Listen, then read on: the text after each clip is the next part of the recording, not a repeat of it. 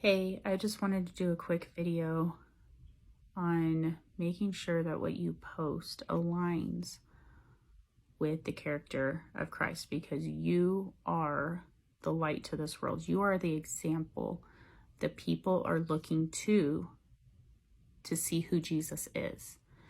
And when we're posting things like this, which I saw a video the other day with this posted, it is not showing an example of Christ. This is not a video on whether women can be pastors or not. That is a secondary issue that is between you and God. But it's rather the intent behind it. The intent was to be mean and to be cruel. And the Bible tells us in Titus 3:2, speak evil of no one, to avoid quarreling, to be gentle, and to show perfect courtesy toward all people.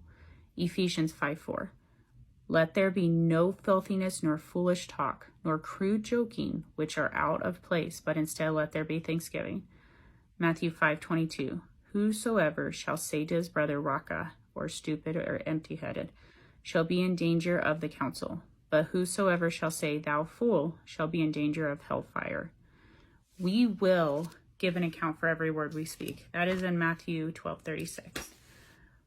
And another verse in Colossians tells us to let all our words be gracious and seasoned with salt, so we know how to answer. Well, things like this aren't gracious and they're not seasoned with salt. The salt is the truth of the word, the truth of God. And this isn't it. This is cruel. This was unnecessary, and this definitely came from the flesh.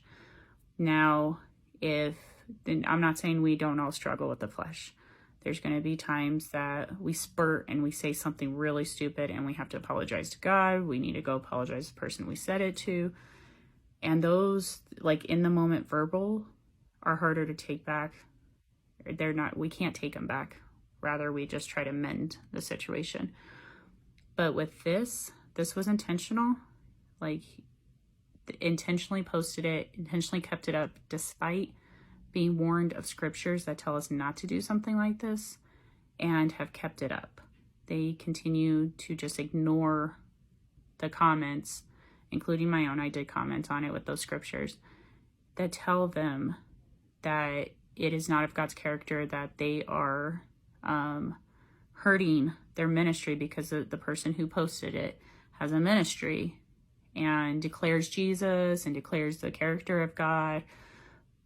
But this isn't godly. This is actually hurting the character of Christ, hurting the example of Christ through him to other people. And so this is a warning to you guys. Before you post, make sure that it shows God's character, that it's okay with God, that it's not going to hurt your example of Christ to others, because it does hurt God when things like this get posted. When I first got on TikTok, there was a video that I did not agree with, that didn't line up biblically. And I went to stitch it and correct it with scripture.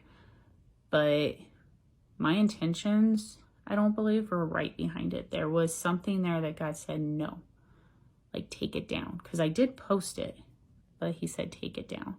So I did. And I don't know if it's that the hearts of the people who posted it were trying to seek God and they just hadn't got to that knowledge yet, and it could have hurt their walk with God or hurt their idea of